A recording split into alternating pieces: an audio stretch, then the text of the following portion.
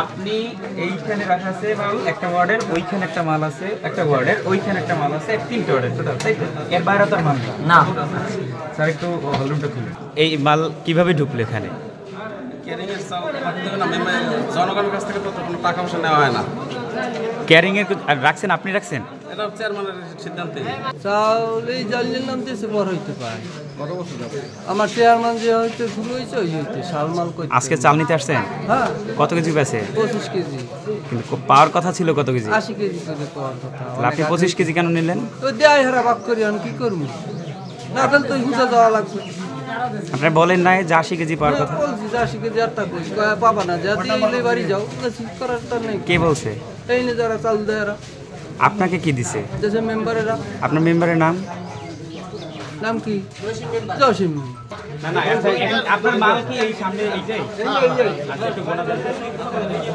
আচ্ছা বা 25 বস্তা হলে। আর ওই পাশে আছে, এই তো ওটা আলাদা, ওটা আলাদা। আমি বলতেছি এই ওয়ার্ডের না, আমি বলছি সব মিলিয়ে আর কি দুই ওয়ার্ড নাই, যাই হোক টোটাল কত আছে? তিন ওয়ার্ডে কয়টা আছে? 360। এনএস 25টা আর 32টা। আপনি এইখানে রাখা আছে মাল একটা ওয়ার্ডের, ওইখানে একটা মাল আছে একটা ওয়ার্ডের, ওইখানে একটা মাল আছে, তিনটে ওয়ার্ডের টোটাল, তাই তো? এর বাইরে তো আর মাল না। স্যার একটু হলরুমটা খুলুন।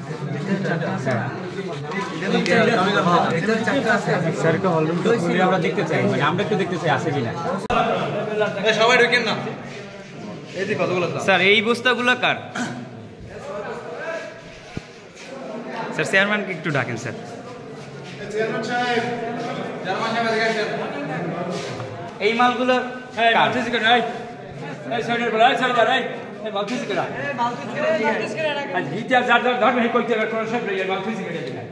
ওয়ালটন আবারও মিলিনিয়ার অফারে ওয়ালটন ফ্রিজ কিনে আপনিও হয়ে যেতে পারেন মিলিয়নিয়ার।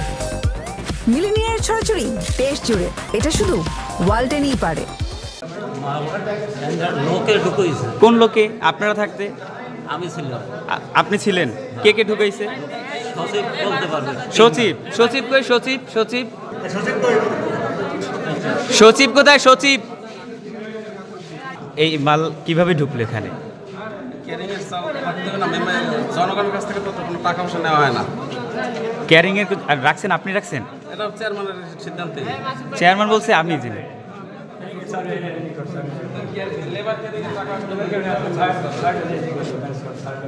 চেয়ারম্যান বলতেছে তিনি এই বিষয়ে জানেন না। এরপর যিনি গ্রাম পুলিশ ছিল চৌকিদার, তিনি বলছেন আপনার কথা, এখন আপনি বলতেছেন চেয়ারম্যানের কথা। যে চাল আনা তারপর লেবারের টাকাগুলো কিভাবে ম্যানেজ করবে? স্যার আমি লেবার ক্যারিং এর এটা কিভাবে ম্যানেজ করব?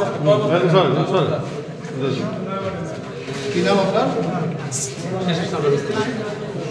শিশির চন্দ্র।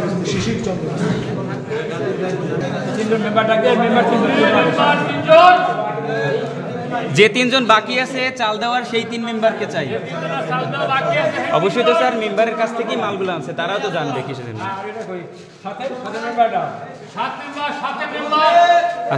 আপনাদের মালকে গুইনে নিছেন? কয় পিস আছে? আছে, গোনা আছে? আপনারটাও আছে?